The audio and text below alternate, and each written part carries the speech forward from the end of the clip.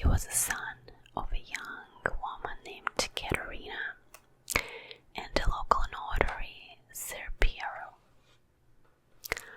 He was born in a small Tuscan village called Vinci, which was near Florence, Italy.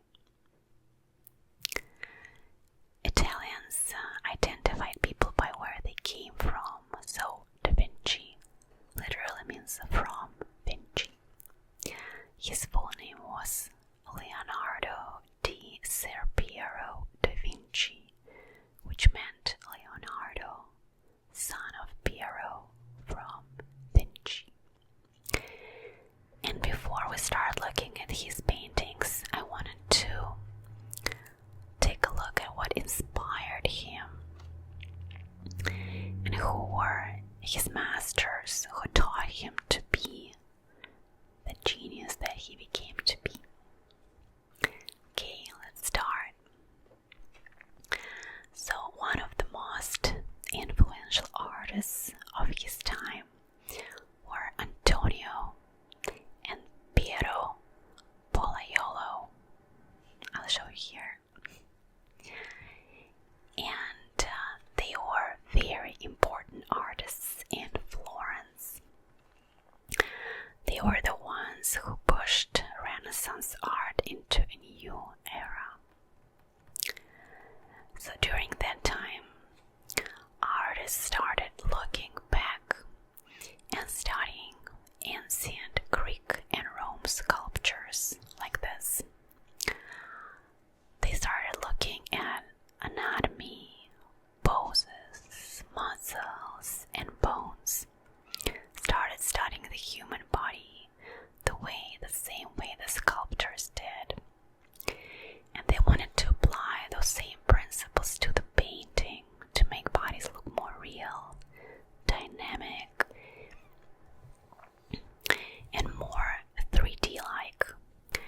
So here's a painting by Pollaiuolo brothers, and here we see an image. The painting is called St. James, between St. Vincent and St. Eustace. We see the strong poses. They're very calm and confident. We start seeing a lot of anatomy in their legs, their feet, their hands. Pollaiuolo brothers were the first ones to make anatomy the foundation of art. And I think this painting is very revolutionary because here we also see, even though those three are saints, their faces look very individual. They look realistic, they don't look generic or symbolic. They all have different face expressions, different poses. For example, I'll show you an image here by Fra Angelico. This is an Annunciation, and this painting was painted about 20 years prior to this. But in comparison, you'll be able to see how medieval paintings look much flatter, more two-dimensional compared to Pollaiuolo brothers and other Renaissance artists.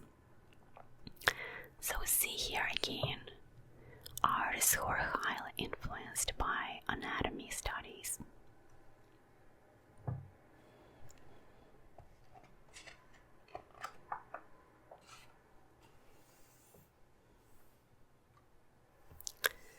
Here's another painting, again by Pollaiuolo brothers, and this one is called Martyrdom of St.Sebestian.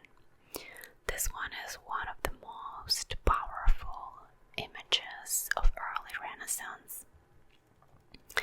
And again here we see St.Sebestian and 6 different archers who are aiming at him, shooting arrows.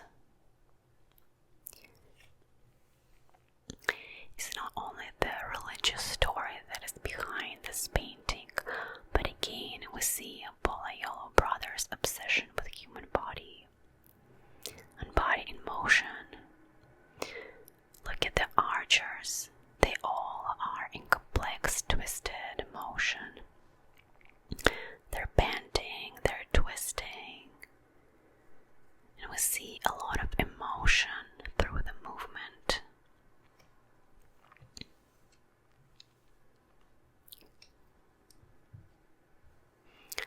is a very good example to see what Leonardo have absorbed, what was around him, what kind of art was evolving during the time as he was growing.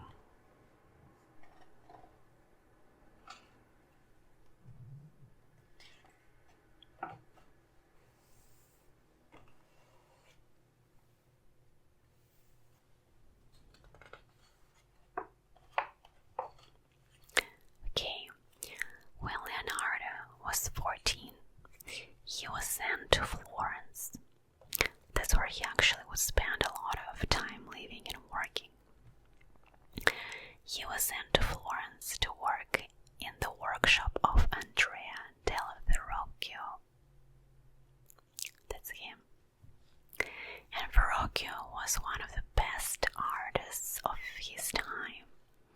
He was Leonardo's master, so meaning that Leonardo was trained with him as an artist when he was a teenager. Leonardo learned everything there: painting, sculpture, anatomy, even some musical instruments. And this is a good example of Verrocchio paintings. Here we see Madonna with a seated child. This one is a very graceful painting. I think that's what Verrocchio was famous for. Their poses are very calm. This is very peaceful mother and child interaction. And if we're going to look closer again at Madonna's face, we'll see how she's ideal beauty of Renaissance. Your face is very symmetrical, it's very calm, very motherly-like. But look at this, we start seeing a lot of shading on her. We see a definition of light and shade. Very soft shading, but very dimensional.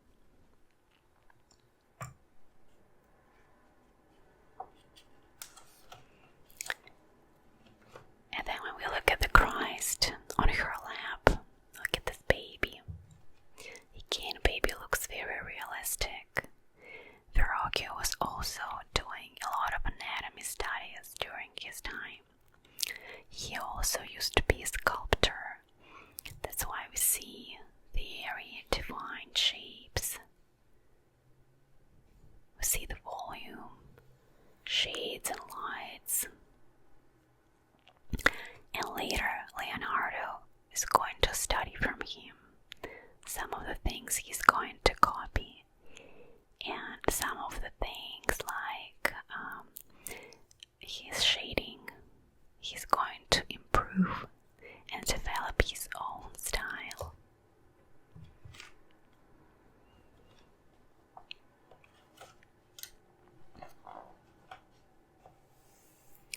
So this painting is done by Leonardo and Verrocchio together.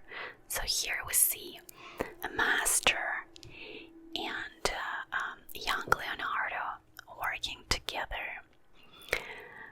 I think this is one of the most important early artworks that is connected to Leonardo's training. This is the painting called Tobias and an Angel. And we see here a young Tobias, a young boy. He's being sent on the journey. And this is Archangel Raphael. He's guiding and protecting him. This is like a sample of young man's journey. This could be about spiritual journey. This could be about just a journey of life. And on the painting we see Tobias, he's carrying a fish. And fish was a symbol of healing, protection. And then also we see right by Angel's foot, we see a symbol of loyalty and faithfulness. And maybe if you are able to guess, those are the two elements that was drawn by Leonardo. So I think this is a very good example how those workshops worked. The main master designed the painting, and young artists would help out and paint certain parts. Leonardo painted this fish, and he also painted the dog.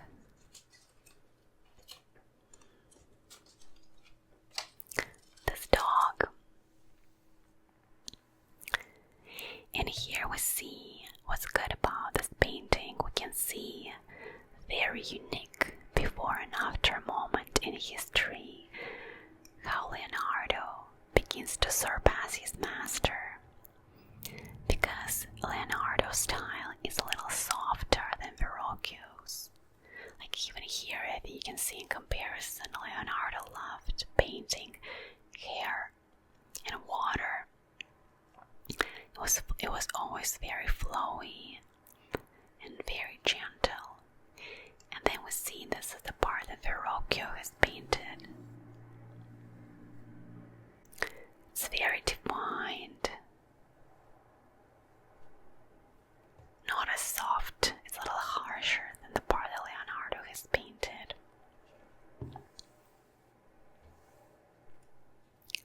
Okay.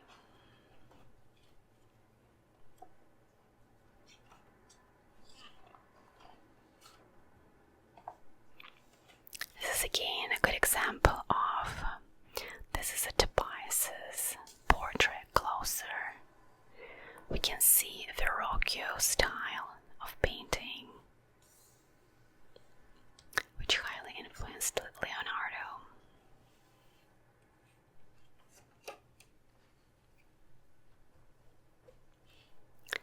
Okay, let's talk about other painting of their work together again.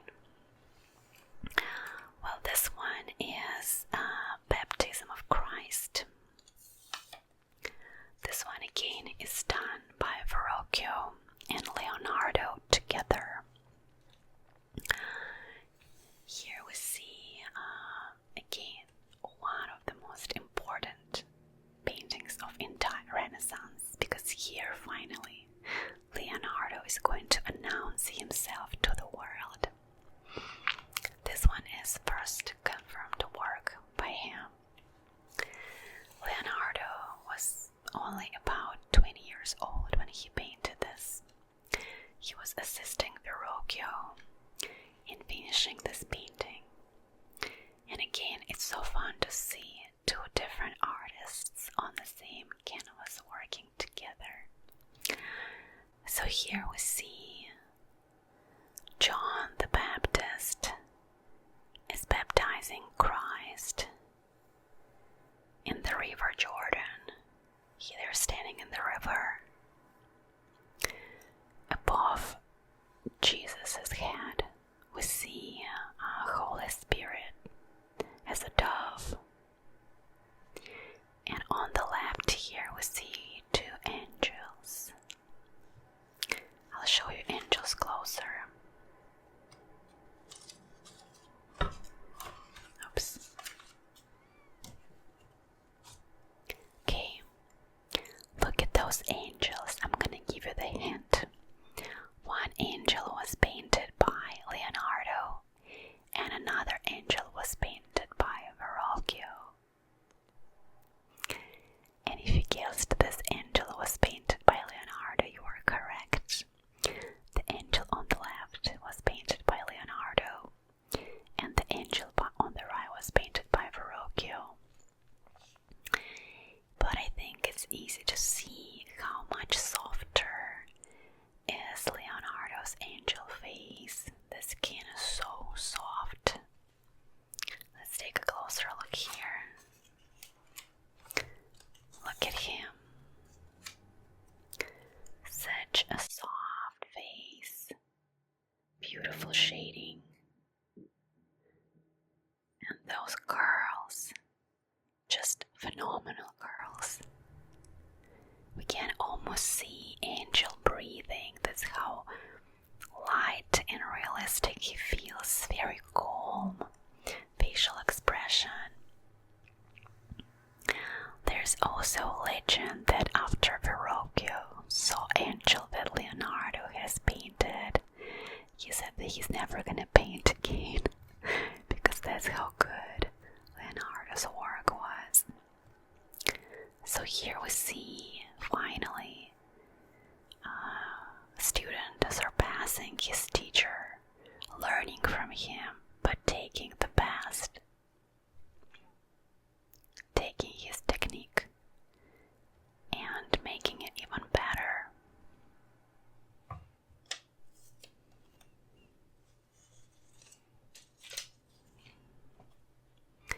Here we see the detail of the same painting again. A Christ and John, painted by Verrocchio, not Leonardo.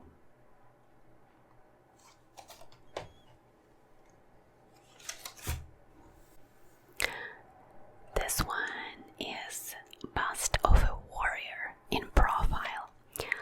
This drawing is one of the earliest surviving drawings by Leonardo.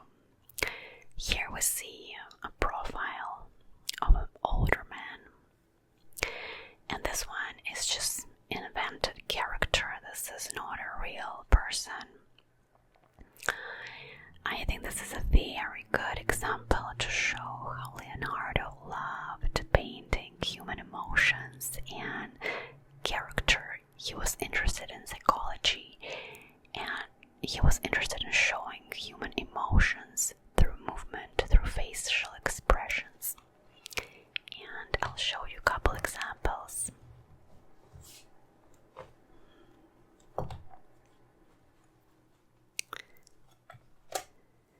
He would always be interested in drawing anger, extreme emotions, extreme expressions, and he really liked drawing exaggerated noses, sometimes even angry faces. Like here, we can see this is an emotion of anger. He was always fascinated with human emotion. So again, this just shows a good example how he precisely studied faces, anatomy. There's a lot of work and science behind his paintings and his drawings.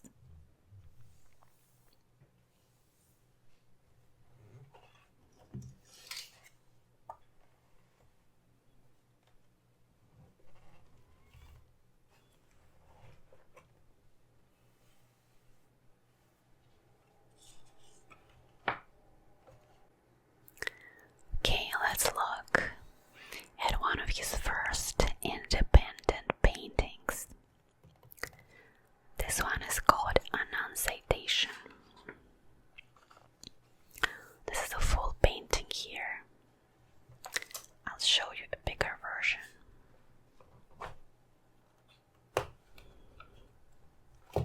Okay. So this one, Annunciation. This one was Leonardo, still very young, probably still working at Verrocchio's workshop. And here we see on this painting, Annunciation is the moment where Archangel Gabriel appears to the Virgin Mary, and he's going to tell her that she will give birth to Christ. Well, here we see Gabriel on the left. Let's look at him closer.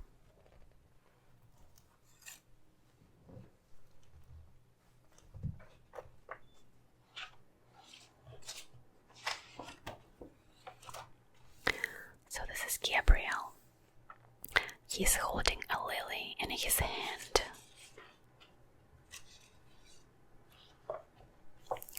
Gabriel is holding a lily. Lily was a symbol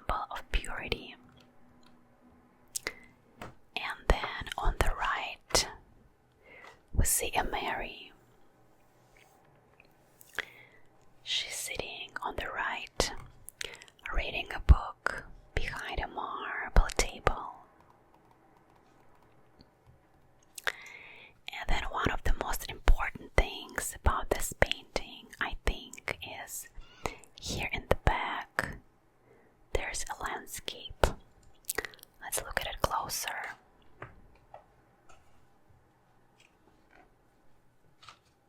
This is a study of the lily that he did. Okay, here's the landscape. And when I said before that Leonardo is starting to develop his technique for painting atmospheric landscape, what I meant is that this is technique where the artists show the landscape slowly fading into the background. This is the effect of atmosphere. The further you look, you will just see lines and different blue colors. Everything fades. This is a very beautiful detail of the mountains fading into the background.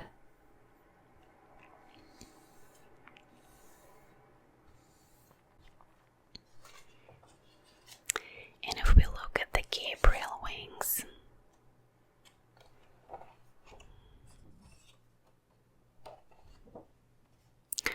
we'll see how Leonardo also did a lot of studies. Look at his wings. He studied real bird wings. This shows again that Leonardo not only studied humans, he studied animals.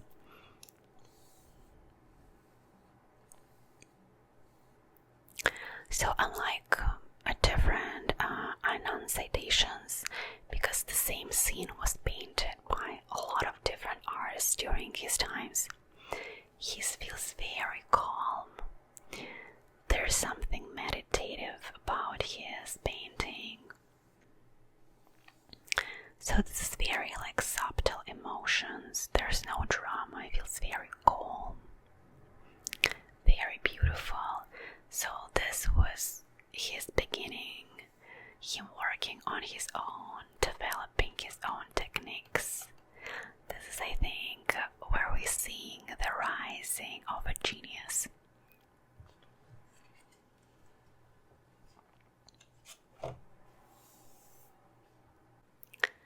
So here we see another Leonardo's painting.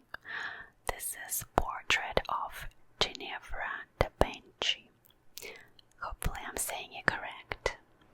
So this is the only Leonardo's painting that is in United States, and this is one of his earliest surviving portraits.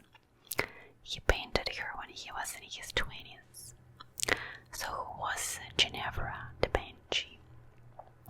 She was a Florentine noblewoman, belonged to a powerful banking family.